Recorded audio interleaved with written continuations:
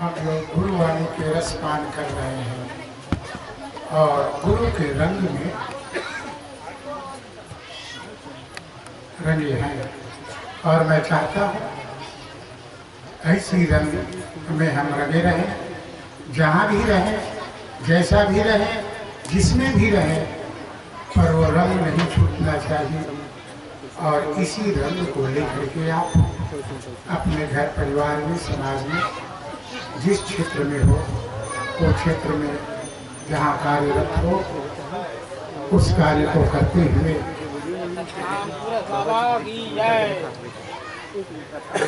उनको रंगना है। कोई विषय?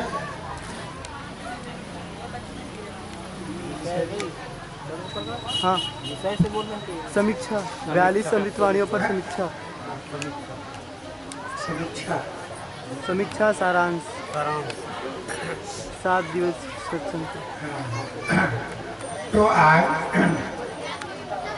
7 दिन में गुरु के अमृत ज्ञान वचन। माता मन होहल नमत करो कावर कैमरा मनोड होवत है कोनो टूटी आ जाही शांति बनाए बैठो और भजन के आनंद लेवो।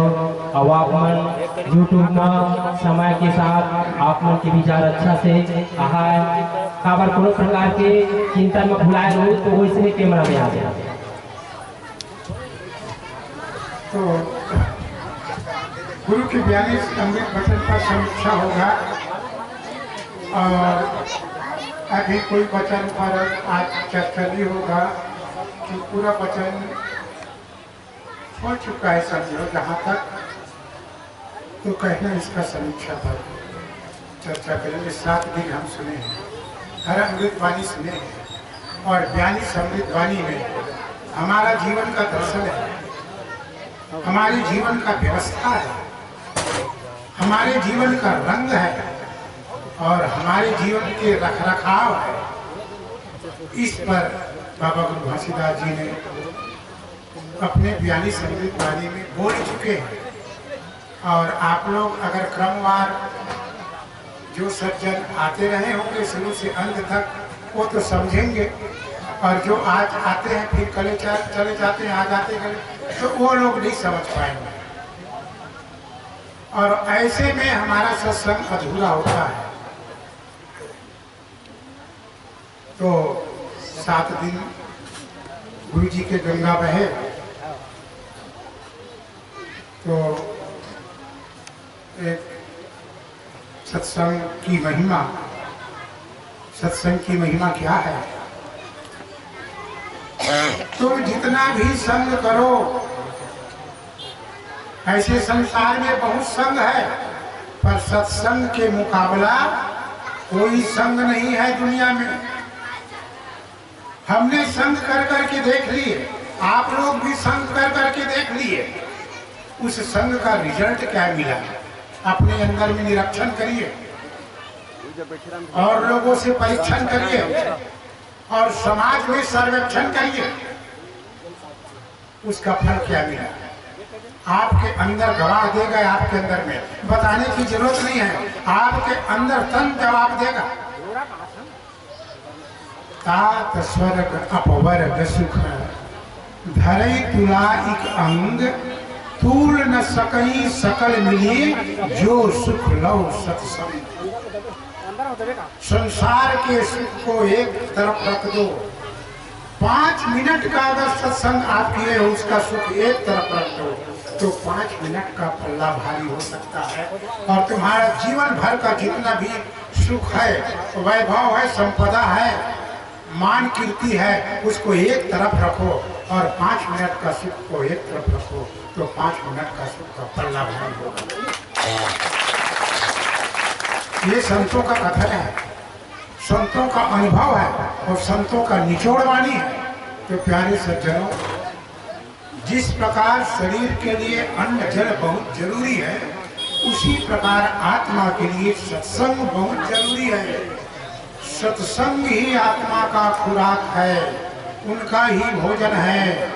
और सत्संग रूपी खुराक के बिना अगर उसको खुराक नहीं दोगे आत्मा को, तो आत्मा मुर्दावत रहेगा, अचेतन रहेगा, अज्ञान रहेगा, मलिन रहेगा, बेहोश रहेगा। तो आत्मा को जागृत करना है, आत्मा को बलवान बनाना है, आत्मा को सुंदर बनाना है। तो उसके लिए एकमात्र विधि है सत्संग, और कोई विधि नहीं है।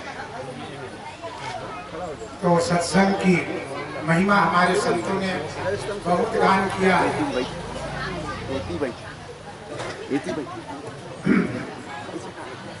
आप लोग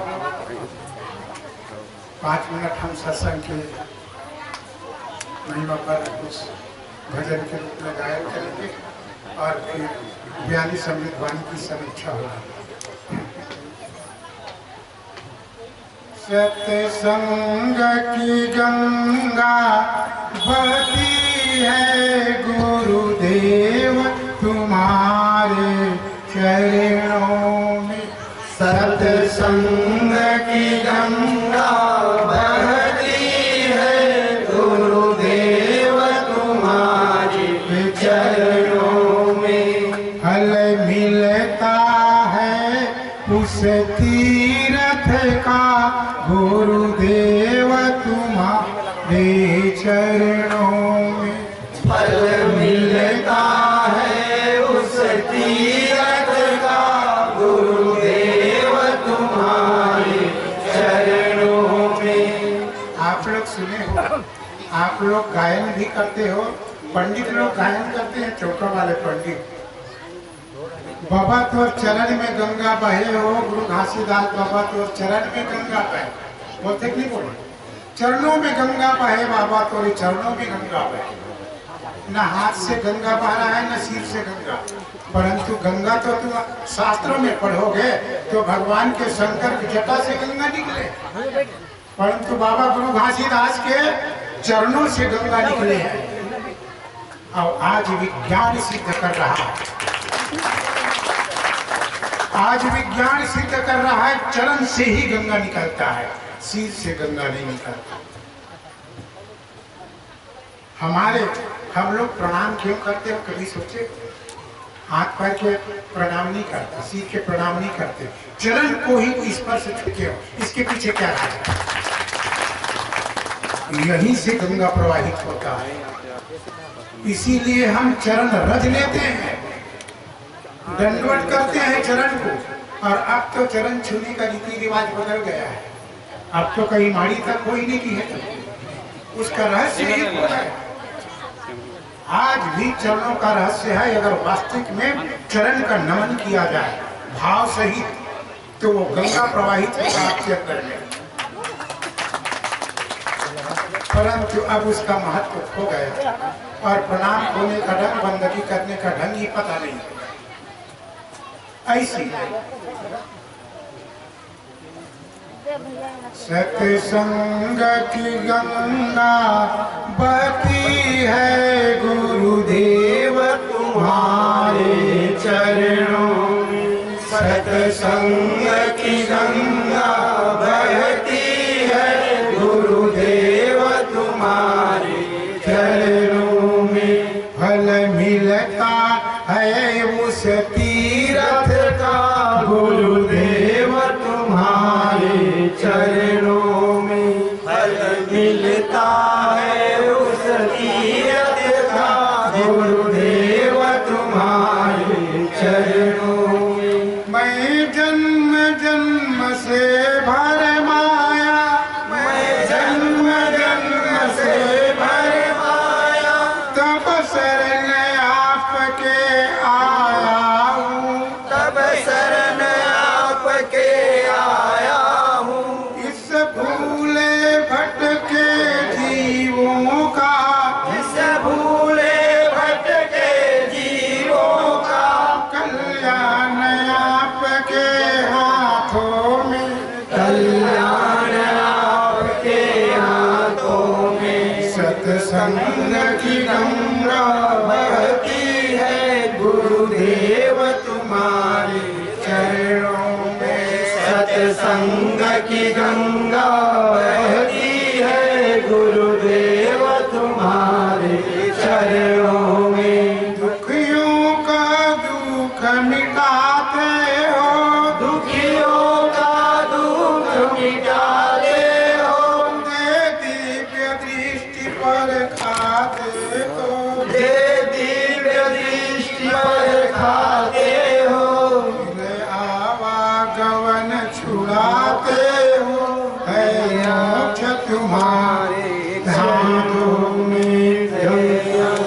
की गंगा बहती है, गुरुदेव तुम्हारे चरणों में फल मिलता है उस तीरथ का, गुरुदेव तुम्हारे चरणों में।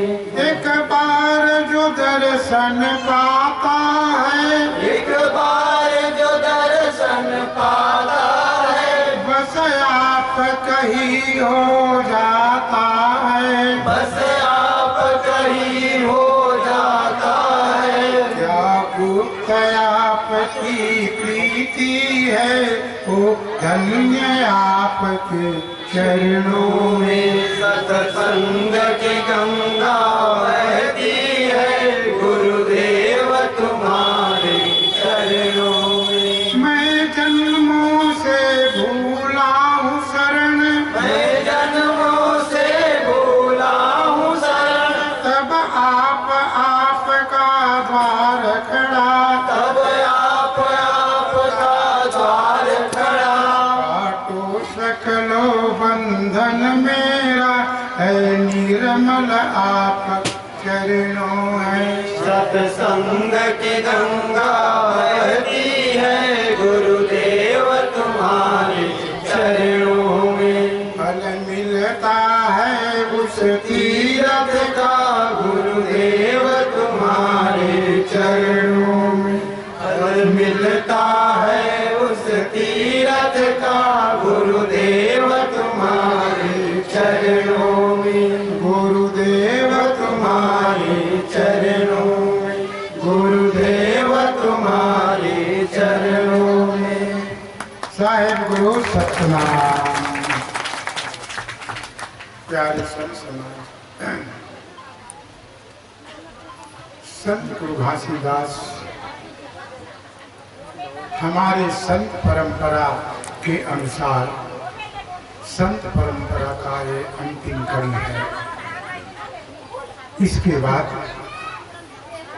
बाबा के जैसे अभी संत वर्तमान में नहीं हो पाया है, परंतु बाबा के जैसे संत होने का बीज सबके अंदर में अचेतन मन में पड़ा हुआ है।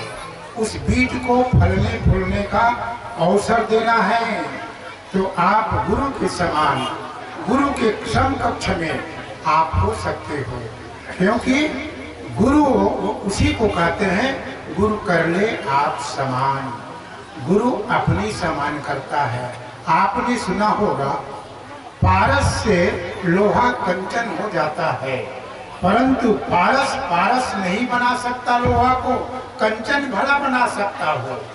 परंतु गुरु अपनी जैसा कर लेता है। इसलिए पारस से ज्यादा मूल्यवान महापारस गुरु होता है। गुरु कर ले आप समान, गुरु अपने स्वरूप में कर लेता है।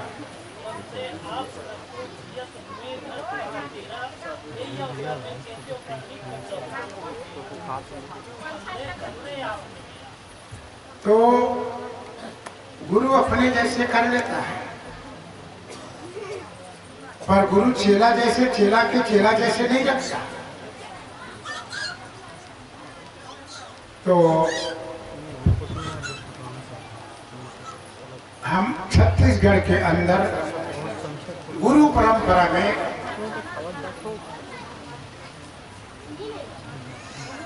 यह गुरु परंपरा 14वीं सदी से हमारे आ रहा है भारत के इतिहास में। और ये परंपरा निर्गुण पंथ धारा की परंपरा है, सगुण धारा नहीं। बाबा गुरु घासीदास में सगुण उपासक नहीं थे। बाबा गुरु घासीदास निर्गुण उपासक रहे, निर्गुण धारा। संतो निर्गुण पंथ निराला हो, निर्गुण पंथ निराला। ये पंथ निराला पंथ है।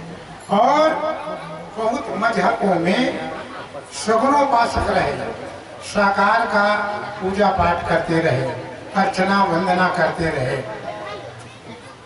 और संत गुरु बाबा निर्गुण धारा के संत होने के कारण से उसने मंदिर मस्जिद को महत्व नहीं दिया। तब तो 42 सूत्रम बोलिस ना, मोला मंदिर मस्जिद बनई है भैया कस लाख थे। एकर बदला कुआं बनाओ, एकर बदला तालाब बनाओ, एकर बदला धर्मशाला बनाओ, इसके बदला औषधालय बनाओ, ऐसा क्यों कहा? वो मंदिर के पक्षधर नहीं रहे।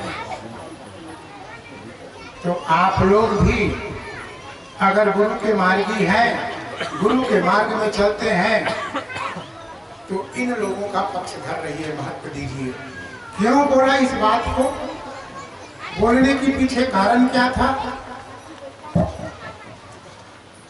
कोई औषधालय में जाएगा,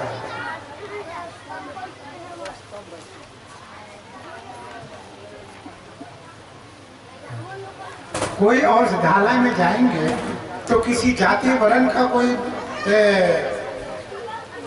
निषेध रहता है क्या? अमुक जाति का औषधालय में जाएंगे, अस्पताल में अमुक जाति नहीं जाएगा, ऐसे कहीं रहता है? सर्व जाति सर्व मानव के लिए खुला रहता है। और आज तक कोई मंदिर सर्व मानव के लिए खुला है? मस्जिद में रहेगा तो मुसलमान ही जाएगा, गिरजा घर में रहेगा तो अपना क्रिश्चियन ही जाएगा, है? और मंदिर में रहेगा देवी देवता के ना तो उन्हीं लोग। अब थोड़ा खुला है, नहीं तो पहले तो इतना पाबंदी था। वर्ण व्यवस्था के अंदर में जितना पाबंदी रही, इतिहास खोल के देखो। अरे मंदिर में जाना बहुत दूर के बात है, उसका ग्रंथ पढ़ लोगे उसमें आपको सजा मिलेगी, सुन लोगे तो सजा मिलेगा। आप सुने हो? अगर कोई वेद मंत्र कोई सुन लिया तो काले में गरम गरम शीशा डाल दिया जाए। जो मंदिर सर्व मानव के लिए ना खुला हो और बंद हो, ऐसे क्यों जाना?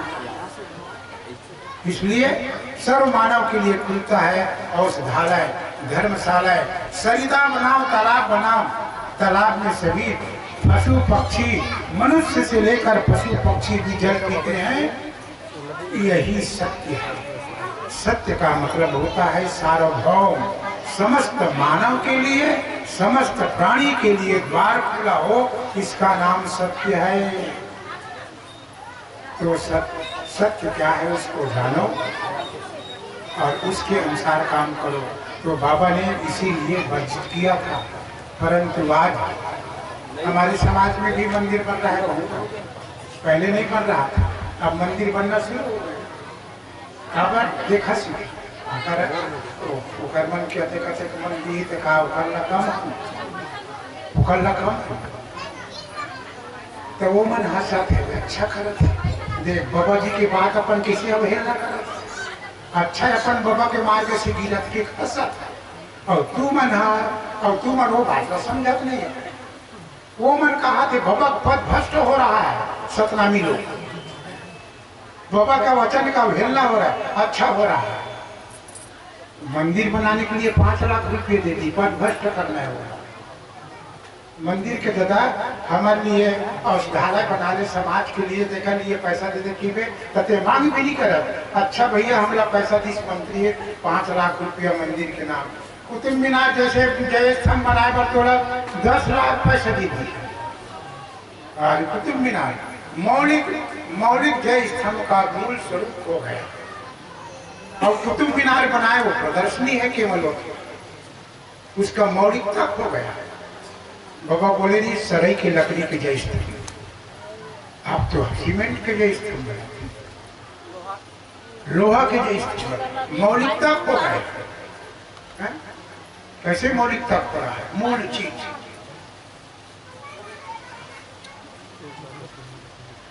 लकड़ी को चयन क्यों किया गया था? ठीक है, कब को मन तर्क करते, अब आधुनिक समय आगे साहेब, आधुनिक तक समय है तो लकड़ी के जगह वो मजबूती होते थे, आते थे कल सीमेंट ढका हुई मजबूती में, बात तो सही करते थे, परंतु महत्ता घट गया। तो अभी खड़े करो था लकड़ी के खड़े बनाए हैं तो सीमेंट के खड़े बना ले भैया, ज्यादा उचित हो जाएगी।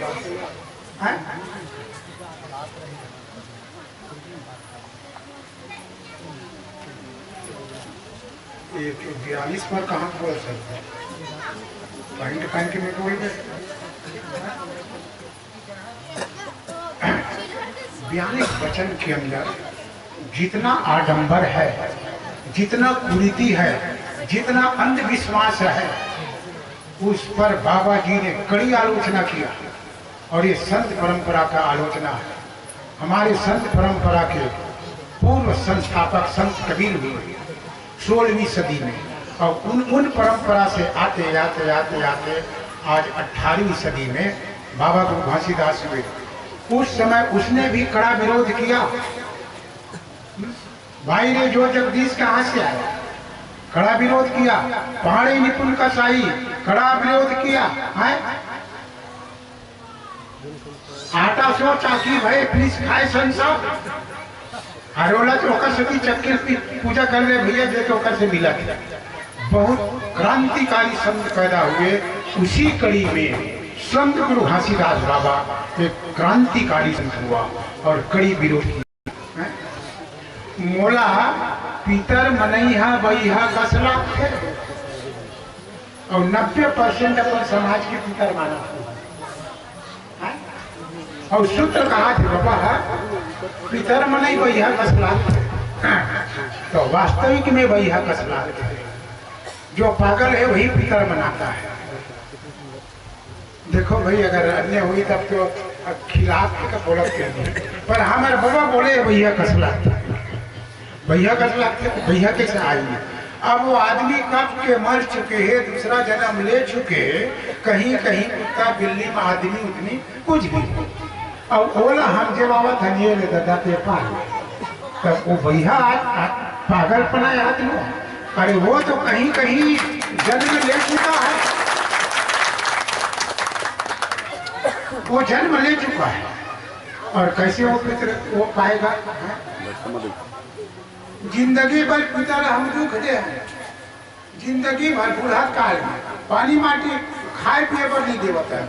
और जब मरा तब नहीं 100 झलना नहीं होता था, पक्की खवा देते मोर दादा कहा। और जियत नहीं तो दादा कच्ची खाए बर तरसत।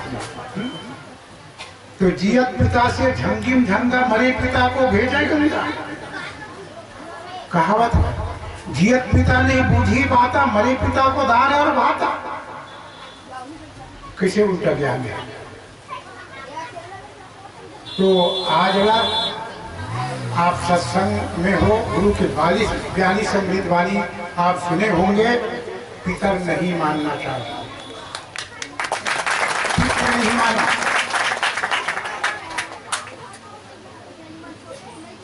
और बहुत सारे बात यहाँ दिया है।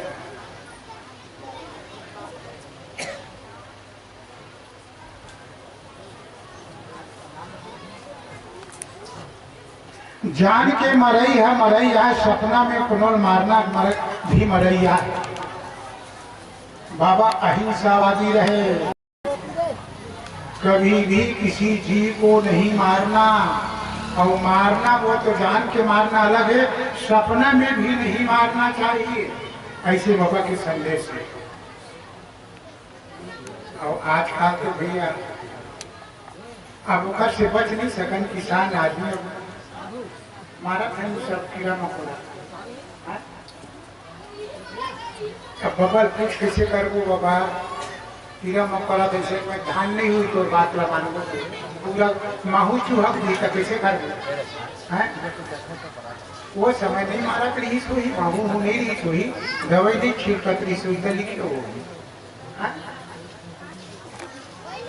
पर एक बात जरूर है, हम कृषक है ठीक है, पर सुरक्षा के दृष्टिकोण से जहां तक बच सके प्राणी, जहां तक प्राणी मात्र बन सके, मर जाए अलग बात, वो अलग है। मारना नहीं है, मर भले जाए, मरना अलग बात है और मार देना अलग बात है। मारने में आप सोच के मार रहे हो मार रहा हूँ, और मरने में पता नहीं है मरत है नहीं मरत। अब रेंगा था चाटी पैर में कूदा है, वो है चाटी मारना न, वो है चाटी के मर जाना। तो आप सुरक्षा की दृष्टि से अपने खेत खेत खलिहान को सुरक्षा कर रहे हैं कि बचाव के लिए दवाई छिड़को, और अगर दवाई छिड़के के बाद मरा थे उसका जिम्मेदारी हम नो हम सुरक्षा की, हम धीरे चले मार के छिड़क, वो बात अलग। इतना बचाव है। जैन मुनि देखे हो, जैन मुनि अभी हमारे भारत के दर्शन में जितने भी संप्रदाय है उसमें जैन मुनि सबसे अहिंसावादी संस्था है। उमन मुंह में भी बांधे थे, उमन का सोचते अरे श्वास ले बोते मर यही जीव है। छोटे छोटे जो परमाणु है, ऑक्सीजन जो लेते हैं उसमें बारीक बारीक परमाणु होता है जो दिखता नहीं है, उसको भी बचाने की कोशिश कर रहा है। छन के जाएगा हवा मुंह से और वो कीटाणु बच जाएगा, नहीं तो हमारे हवा जाएगा, लेंगे तो गर्म हवा में मर जाएगा। इतना यहाँ तक पैदल भी नहीं चलता उन लोग, चप्पल जूता नहीं पहनते, ताकि चप्पल जूता ज्यादा पहनेंगे कड़क रहता है, ज्यादा मरेगा, इसलिए बिना चप्पल के पहनते हैं। जितना भी बच सके बचाने की कोशिश उन लोग करते हैं। इसीलिए आज देखे हो जैन संप्रदाय में खेती करना बंद कर दिया, इसीलिए सोच के व्यवसाय करना शुरू किया। परंतु इन लोग मान के किया, जान के नहीं किया, होश पूर्वक नहीं किया, बेहोशी में किया। खेती किसानी करेंगे जीव मरेगा। हमारा धर्म में, जैन धर्म में अहिंसा बोले तो खेती किसानी नहीं करेंगे, हिंसा कहाँ से होगा, बचत हो जाएंगे। परंतु होश पूर्वक रहे तब तो। संत कहते हैं पारख राखो साथ, विवेक को अपने साथ में रखो, जो कुछ भी काम करोगे विवेक। तो उन लोग तो खेती किसानी नहीं कर रहा है, परंतु व्यवसाय में मिलावट कितना कर रहा है, गरीबों को चूस कितना रहा है। ये बेहोशी है। इधर से भी हिंसा नहीं कर रहा है तो इधर से नुकसान कर रहा है। एक प्रकार की हिंसा है, तन से, मन से, वचन से, तीनों से ही हिंसा। वचन से भी हिंसा होता है, कर्म बेईमानी भी हिंसा का कारण बनता है। और ऐसे काटो मारोगे तो वो तो हिंसा है, वो तो जानबूझ के। आज पूर्व में बलि के नाम से, देवी देवता के नाम से कितना हिंसा हुआ, और उसको प्रसाद है कहा के कहे ही हलाल वो झटका मारी आग दोनों घर लागी। संत कबीर का वचन है। हिंदू हलाल करता है, मुसलमान झटका मारते हैं, तो हिंसा हो रहा है ना। और उसको प्रसाद के रूप में पावन कर रहा है, ये पवित्र हो गया, मांस के ही पवित्र होगा। यहाँ बाबा तो यहाँ तक के मांस ते मांस होकर सही नाल भी जन खावे संतो। मांस के सही नाल, मांस के सही नाम का आवश्यकता भैया पता है, दिमाग जाते हैं। मांस के सही नाम का है, कोनो पंडित मन हुई बताइए मांस के सही नाम। मांस के सही नाम हुई वो तो वो घुमत जी, और वो मांस के सही नाम का गोंदली पे हुआ तो कल्पना वाले बात बोल देते हैं, अंधविश्वास वाले। मछली मछली मतलब वो मांस बरोबर नहीं थे, नहीं नाम अक्षर पढ़ के तेमा का होगा, अक्षर नहीं। मांस के सही नाम नहीं खाना। मांस कब मिलते, कैसे मिलते, काको हत्या करवे तब मिलते ना। हत्या करवे, जीव और आत्मा को विलग करोगे तब मांस मिलता है। उसको दुख दोगे, उसको तड़पाओगे तब मांस मिलता है। उसका सही नाल मत खावे, मतलब किसी भी को तड़पा कर, दुख दे करके उससे धन को लूटना, धन लेना, भय दिखा करके, डर दिखा करके, लालच दिखा करके, धमकी दे करके उससे द्रव्य लेना मांस खाना के बराबर है। तो मांस के सही नाम, क्योंकि दुख पहुंचा रहे हो ना, तो देना पड़ेगा। 10,000 रुपये डांट देना पड़ेगा। मजदूरी दरबार कुछ नहीं, एक नजर देना पड़ेगा तुमको, खेत बच्चे कहीं कैसे वो मांस खाना के बराबर है। अगर ऐसे लेते हो तो उसका सही नाम हुई है, दुख दे करके, सता करके, तड़फा के, डर भय करके उनसे लेना और उसको तो खाना कुछ के रूप में, ये मांस है। ये मसूर उसूर है तो और प्याज लहसुन ये उत्पत्ति है, धरती से हुआ ये मांस है, इसमें कोई तड़फाने वाला लहसुन और